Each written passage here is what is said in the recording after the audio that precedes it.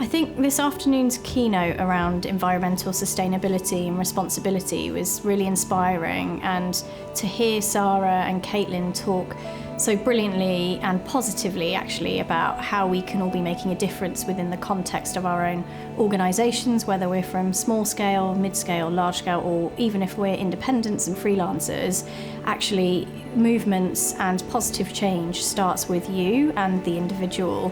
And for me, that was really inspiring to hear, because normally you come away from watching a film about sustainability and climate change, or going to see a piece of theatre that's really catastrophic. But the thing that I left this afternoon feeling was, a sense of hope, I guess, and positivity. So it was really refreshing to hear both of them talk about how it starts from personal change and how you yourself can be an agent of change and instigate these new steps forwards, which feel very small but actually add to a bigger, greater thing and a collective sense of responsibility.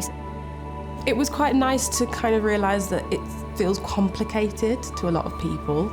I think I kind of went in thinking, wow, I'm going to be overwhelmed by a lot of this, but to know that there's that shared experience in the room, and like when we were talking about environmental impact, it doesn't have to just be like your carbon footprint. It could go as far as I was thinking of how could Fierce connect with the local community to maybe empower the community to want to change their environmental impact also.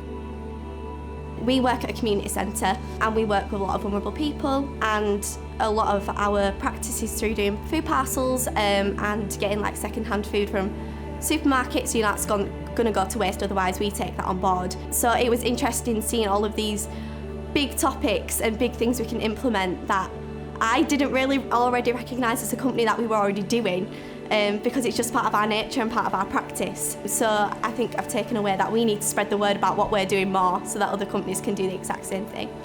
It's interesting because my reaction to the term environmental responsibility is it's not enough. Like, I think we're all trying to be as responsible as we can, but I want us to go further. And how I would define the discussion of environmental responsibility is that's a baseline.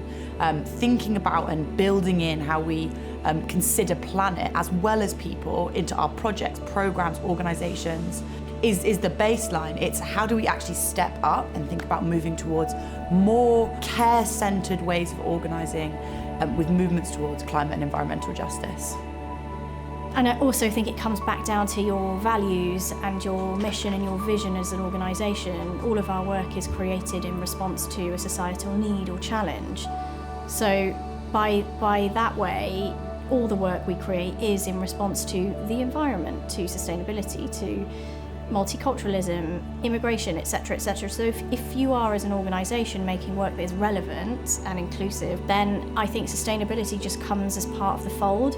But I think there is a problem when artists get invited to make work about climate change, and that work is instrumental and that it's about behaviour change directly, because it kind of forces the art into a space that's about having to do something, and I'm not sure that that's always a happy relationship.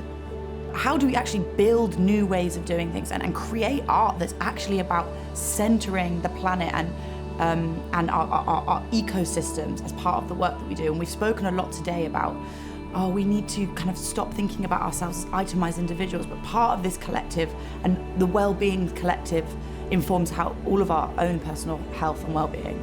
The planet needs to be on top of that too. We all exist within an ecosystem, and we need to start thinking like that. The most helpful thing was obviously them talking about green hushing and having sort of I think it's a confidence, because from a small company standpoint you think, we do all these things by nature, but actually we need to be having the confidence to shout about these amazing things that we're doing and spreading the word, absolutely, and not being so shy about it because it's a bit scary.